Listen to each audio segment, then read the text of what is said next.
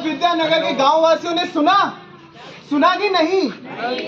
वेंकट भट्ट जैसे उच्च कोटि के ब्राह्मण की बेटी का विवाह माधव जैसे व्यक्ति से हो रहा है। क्या जानना नहीं चाहेंगे ये कैसे संभव हुआ? इतने उच्च कोटि ब्राह्मण कुल के व्यक्ति का विवाह इतने नीच कुल के व्यक्ति से कैसे तय हो गया? जानना चाहेंगे नहीं चाहेंगे? बताओ। तो आइए हम देखते हैं। एक वक्त की बात है जब वेंकट भट्ट ब्राह्मण अपने तीर्थ यात्रा पे निकले थे, और हम अभी उसी का दृश्य देखेंगे, उसके आखिरी पड़ाव का दृश्य देखेंगे जब वो माधव उनकी सेवा करते हैं वृंदावन की ओर चलते हुए।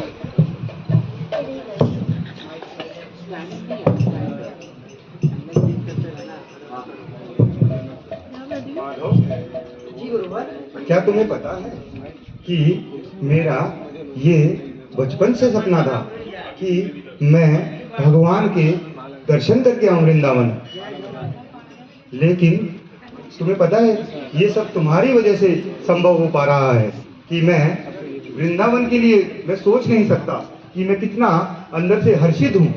गुरुवर, ये मेरे कारण नहीं, ये आपकी भक्ति और आपके समर्पण के कारण है कि भगवान ने आपको अपने ब्रजधाम में बुलाया है। मैं तो केवल आपकी सेवा के लिए यहाँ पे हूँ गुरुवर। हाँ माधव, मुझे पता है वैष्णव कभी भी अपने ऊपर वो नहीं लेते हैं। चलो ये अच्छा वो है तुम्हारा। जी गुरुवर, ये आपकी कृपा है आपका कि आप मेरे जैसे को अपने सेवा के लायक समझ के अपने साथ लेकर आए हैं गुरुवर।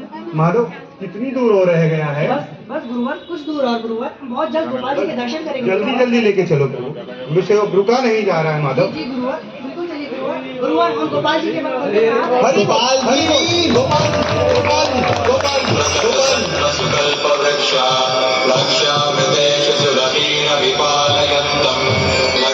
सहस्रशतसम्भ्रमसेव्यमानं गोविन्दमादिपुरुषं तमहं भजामि।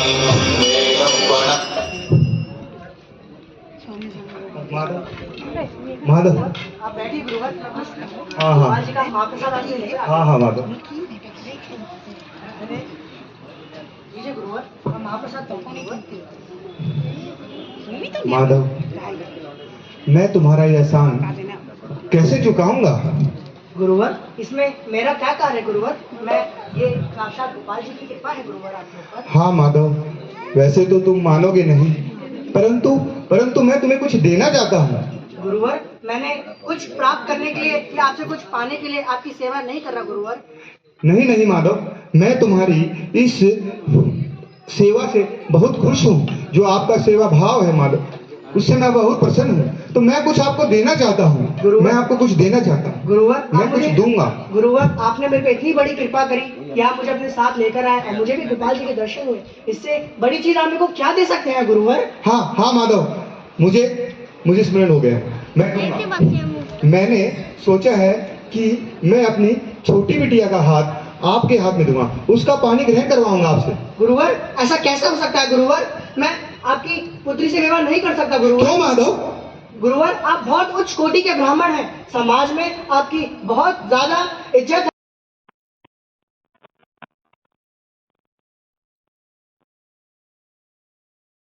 स्वीकार करूंगा, अगर आप अपनी बेटी का विवाह मुझसे कराएंगे तो ये समाज क्या सोचेगा आपके बारे में कि इतने उच्च कोटि के ब्राह्मण ने अपनी पुत्री का विवाह मुझ जैसे नीच दुष्ट के साथ कराया है। नहीं माधव, वैष्णव समाज में ऐसा कोई नियम नहीं है। सभी वैष्णव एक ही उसमें होते हैं, इसमें कोई उच्च नीच नहीं होती। और तुमसे ज्यादा अच्छा वर मेरी बिटिया के लिए कहाँ मिलेगा? तुम्हारे अंदर बताइए क्या कमी है तुम्हारे अंदर? आप सभी चीजों में वेद पारंगत हैं, आपके अंदर सेवा भाव है। आपसे अच्छा वर मेरी बिटिया को नहीं मिल सकता। गुरुवर, ये एक बहुत बड़ा बात है गुरुवर कि अपनी पुत्री का विवाह मुझ जैसे से कराना चाहते हैं, किंतु मुझे लगता है आपको एक बार अपने परिजनों से इसके बारे में जरूर वार्तालाप करना चाहिए। बस माधव, बस, इससे आगे मैं कुछ नहीं सुन सकता हूँ। बस मैं यहीं पे गोपाल जी का साक्षी मानकर और आपको वचन देता हूँ कि मैं अपनी बिटिया का विवाह आपसे करूंगा। गुरुवर, अगर आपकी यही इच्छा है, इसमें आप ही की प्रसन्नता है, तो मैं आपकी पुत्री से विवाह जरूर करूंगा गुरुवर। और इस बात के साक्षी होंगे हमारे गोपाल जी, मैं इनके सामने वचन देता हूँ। ठीक है गुरुवर, आपने ये वचन साक्षात भगवान गोपाल के सामने दिया है, वो इस बात के साक्षी हैं। अगर भविष्य में आप अपने वचन से पलटते हैं तो इसकी साक्षी देने, इसकी गवाही देने गोपाल जी जरूर रहेंगे। हाँ हाँ, बिल्कुल आएंगे, बिल्कुल आएंगे। जी गुरुवर। प्राचीन काल के समक्ष साक्षी बनने की प्रथा को पालन करते हुए वेंकट भट्ट ने अपनी बेटी का विवाह माधव के साथ तय किया। आइए चलते हैं यात्रा के अंत होने पर वेंकट भट्ट के घर। अरे भाग्यवान, घर पे हो? हाँ स्वामी, आ गए आप? हाँ हाँ, आ गया। दर्शन कैसे हुआ? बहुत बहुत अद्भुत दर्शन थे। कितने सुंदर विग्रह हैं गोपाल जी के। आप देखोगे तो लगेगा कि साक्षात भगवान खड़े हैं। इससे सुंदर विग्रह मैंने आज तक नहीं देखे हैं। आपकी यात्रा कैसी रही? यात्रा के बारे में मत पूछो। माधव ने इतनी सेवा करी कि मुझे लगा ही नहीं कि मैं इतने कोस दूर वृंदावन धाम गया हूँ, और उन्हीं के कारण ये सब संभव हो पाया है। उन्होंने मेरी हर चीज की, भोजन की, वस्त्रों की, पानी की, हर चीज की उन्होंने मेरी जितनी भी मेरी जरूरतें थी वो पूरी करी। आप बहुत प्रसन्न लग रहे हो आज। हाँ, मैं उसकी सेवा से प्रसन्न हूँ, और मैं एक वचन भी दे के आया हूँ उसको। क्या स्वामी? मैं माधव को अपनी छोटी बिटिया का हाथ देना चाहता हूँ। क्या आप ऐसा कैसे कर सकते हैं? मेरे से बिना पूछे आप ये कैसे, आपने सोच कैसे लिया आप एक नीच ब्राह्मण से अपनी पुत्री की शादी करोगे? हर्ष क्या है? नहीं, ऐसा नहीं कर सकते आप, ऐसा नहीं कर सकते। मैं डंडा लगाओ, एक डंडा। अगर आपने ऐसा किया तो मैं जहर खा के मर जाऊंगी। ऐसा नहीं कर सकते आप।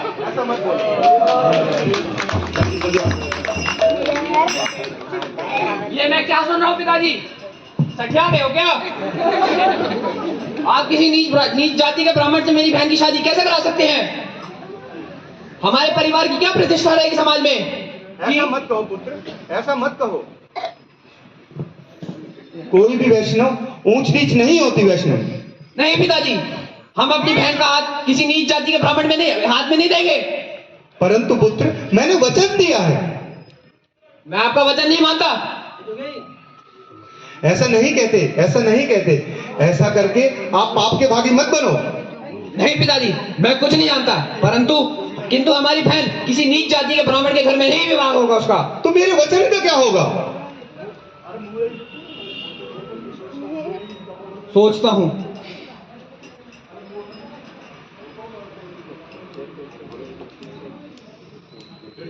ब्राह्मण जब भी किसी को लेके आएगा अपने साथ, पंचायत को लेके आएगा, तो आप कुछ मत बोलना। आप बस अपनी गर्दन हिला देना, बाकी मैं देख लूंगा। ठीक है पुत्र, जो तुम ठीक समझो, परंतु ये अच्छा नहीं है।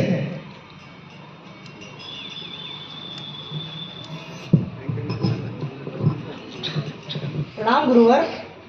गुरुवर, गुरुवर आप मेरी तरफ देख क्यों नहीं रहे? गुरुवर, गुरुवर आपने मुझे वचन दिया था अपनी पुत्री से विवाह कराने का। गुरुवर, अरे कौन हो तुम? घर में कैसे घुसे हमारे?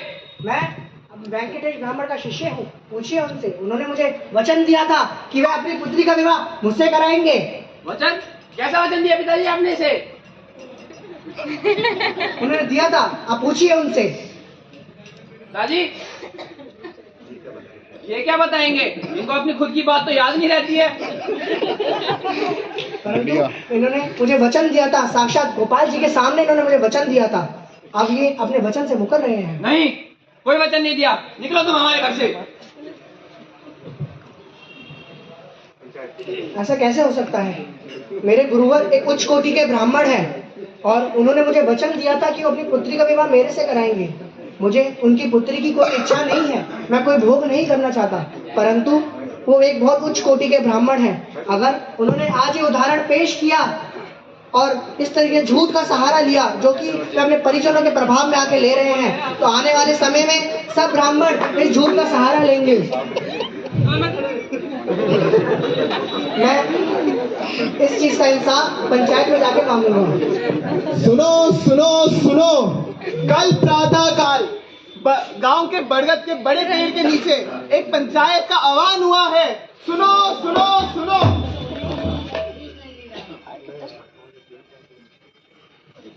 प्रणाम प्रणाम मुखिया जी, सदा समस्त पंचायतों को मेरा प्रणाम है।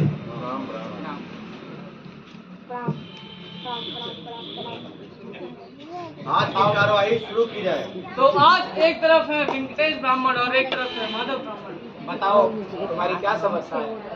मुखिया जी, अभी कुछ समय पहले मैं अपने गुरुवर वेंकटेश ब्राह्मण के साथ ब्रज वृंदावन धाम गया था और वहाँ हमने गोपाल जी के दर्शन किए। मेरी सेवा से प्रसन्न होके मेरे गुरुवर ने वहाँ वचन दिया था मेरे को कि वे अपनी पुत्री का विवाह मुझसे कराएंगे, परंतु यहाँ आने के बाद वो अपने वचन से मुकर गए हैं। झूठ बोल रहा है ये, बिल्कुल सरासर झूठ है ये। एक उच्च जाति का ब्राह्मण एक नीच जाति के ब्राह्मण को ऐसा वचन कैसे दे सकता है? नहीं नहीं मुखिया जी, आप पूछिए वेंकटेश ब्राह्मण से। उन्होंने मुझे साक्षात गोपाल जी के सामने ये वचन दिया था कि अपनी पुत्री का विवाह मुझसे कराएंगे। वेंकटेश ब्राह्मण, आप वृंदावन गए थे? हाँ गए थे। आप गए थे तो आपने वचन दिया है, तो आप अपनी पुत्री का विवाह माधव से कराएंगे आप? नहीं, पिताजी ने ऐसा कोई वचन नहीं दिया है, उन्हें अपनी बात नहीं स्मरण रहती। गुरुवर, क्या आपको याद नहीं है आपने मुझे वचन दिया था? पिताजी, क्या आपने ऐसा कोई वचन दिया था? देख लिया आपने? इसके गवाह जो साक्षात गोपाल जी हैं, वो हमारे इन वार्तालाप के और मेरे गुरुवर के वचन के साक्षी हैं। ठीक है, तो मैं तुम्हें वचन देता हूँ, अगर स्वयं गोपाल जी यहाँ आके मुझे प्रमाण देंगे तो मैं ये वचन देता हूँ कि मैं अपनी बहन का विवाह तुम्हारे साथ करा दूंगा। मुखिया जी, पंचायत ये फैसला करती है माधव कि अगर तुम गोपाल जी को यहाँ ले आए और इनका वचन सत्य निकला तो आप ये ब्राह्मण देव आप अपनी पुत्री का विवाह आपसे जरूर कराएंगे। ठीक है पंचायत जी, ठीक है मुखिया जी, मैं गोपाल जी को लेकर आऊंगा। गोपाल जी आप खुद आएंगे और अपनी मेरे गुरुवर के वचन का खुद साक्षात गवाही देंगे। ठीक है, आज की पंचायत यही खत्म होती है।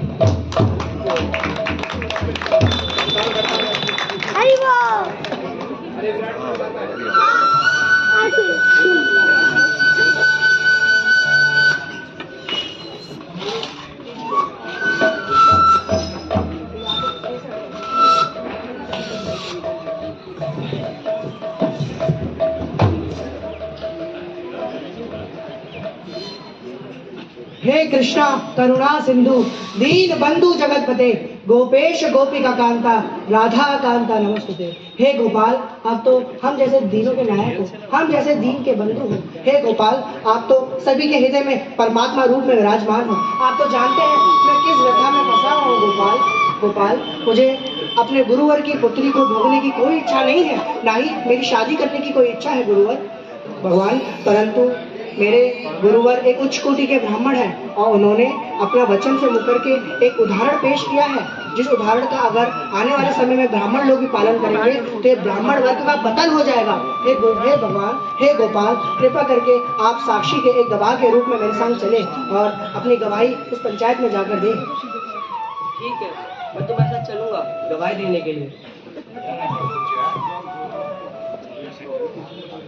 ठीक है, मैं गवाही दूंगा, पर मैं तुम्हारे साथ नहीं चल सकता। भगवान, आप साक्षात मेरे से बात कर रहे हैं, आप मेरे से वार्तालाप कर रहे हैं भगवान, पर आप मेरे संग चल क्यों नहीं सकते भगवान? भगवान, आप भी जरूर हैं, पर आप साक्षात भगवान हैं। अगर आप मेरे से बात कर सकते हैं तो आप मेरे साथ चल भी सकते हैं भगवान। ठीक है, मैं तुम्हारे साथ चलूंगा और तुम्हें प्रेम से जो भी हरकत करोगे मैं स्वीकार करूंगा, पर मेरी एक शर्त है। आपकी क्या शर्त है भगवान? तुम पीछे मुड़ के नहीं देखोगे। ठीक है भगवान, आप मेरे संग चलिए, परंतु अगर आप मेरे पीछे आ रहे होंगे तो मुझे कैसे पता चलेगा कि आप मेरे पीछे आ रहे हैं? घुंघरू की आवाज से। आपके घुंघरू की आवाज से? ठीक है भगवान, आप कृपा करके मेरे पीछे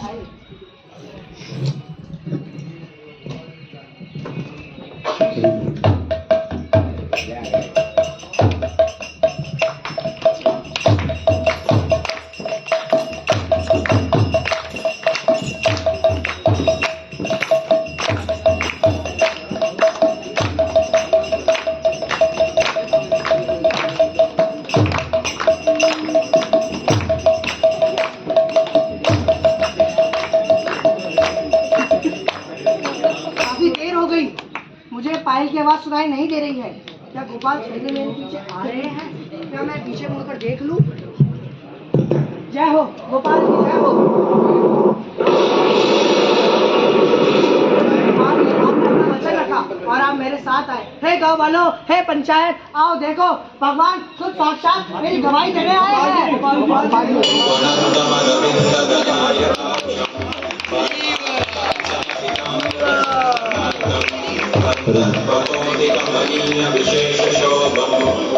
गोपाल जी आ गए, गोपाल जी आ गए, गोपाल जी आ गए। कृष्णा हरे हरे हरे राम आप आ गए प्रभु, आप आ गए प्रभु, आप आ गए। देखो हमारे प्रभु आ गए हैं, हमारे प्रभु आ गए हैं और एक ब्राह्मण का वचन रखने के लिए यहाँ पे आए हैं। आज से आपको ये पूरा प्रदेश आपको साक्षी गोपाल के रूप में जानेगा।